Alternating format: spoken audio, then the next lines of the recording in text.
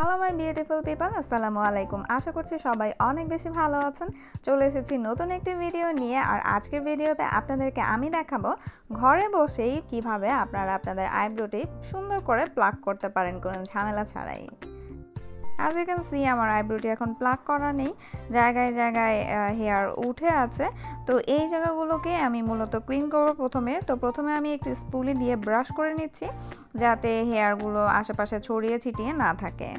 এখন আমি একটি আইব্রো পেন্সিল নিয়ে নিয়েছি। আইব্রো পেন্সিলটি একটু অ্যাঙ্গেল শেপের। এই আইব্রো পেন্সিলটি দিয়ে আমার আইব্রোর আশেপাশে ড্র করে নিচ্ছি যাতে একটি নির্দিষ্ট একটি শেপ থাকে।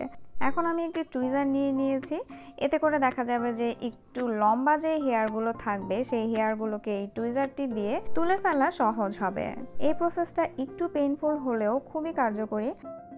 টুইজারটি দিয়ে আমার আইব্রোর আশেপাশের এক্সট্রা যতটুকু সম্ভব হেয়ারগুলো তুলে ফেলবো এবং একটু বেশি পেইনফুল হলে হাত দিয়ে একটু মুছে দিব, তাহলে দেখা যায় পেইনটা ইনস্ট্যান্ট কিন্তু একটু হলেও রিলিফ পাওয়া যায়। আমি এরকম নন ব্র্যান্ডের বিউটি টুলস কিনে নিয়েছি, এর মধ্যে 3টি আছে। তো এখন আমি এর মধ্যে একটি ব্যবহার করে নিচ্ছি।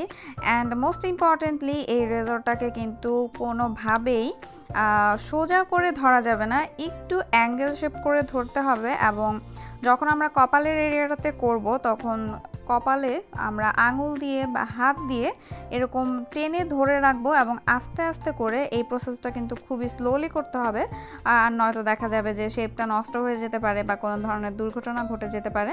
আস্তে আস্তে করে নিচের দিকে নামিয়ে নামিয়ে আমরা রেজরটাকে অ্যাপ্লাই করতে থাকবো।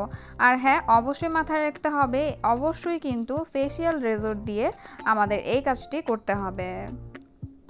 দেখতেই পাচ্ছেন আমি যেভাবে টেনে টেনে ধরে তারপরে রেজর করছি, এভাবেই কিন্তু করতে হবে এবং প্রয়োজন অনুযায়ী অ্যাঙ্গেলটিকে চেঞ্জ করা যাবে। এ পর্যায়ে আমরা একটি ছোট কেচি নিয়ে নিব এবং আইব্রোর ইনার কর্নারে মানে প্রথমেই যেই লম্বা হেয়ারগুলো থাকে কেচি দিয়ে কেটে নিতে হবে এবং শেষমেশ স্পুলি দিয়ে ব্রাশ করে নিলাম। এই তো হয়ে গেল। আশা করছি ভিডিওটি আপনাদের কাছে ভালো লেগেছে। চলে আসবো খুব শীঘ্রই নতুন ভিডিও নিয়ে। সে পর্যন্ত সবাই ভালো থাকবেন।